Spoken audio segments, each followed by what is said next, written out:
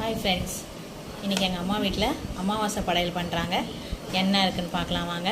சுட சுட சாதம், கத்திரிக்காய் சாம்பார்,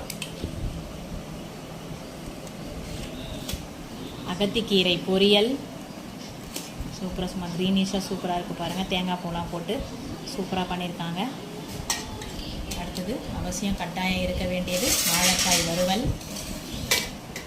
அப்புறம் மாம்பழ சீசனில் மாம்பழம் இல்லாமல் அதனால் மாம்பழமும் கட் பண்ணி வச்சுருக்கோம். அடுத்தது சுட சுட ரசம், தயிர்.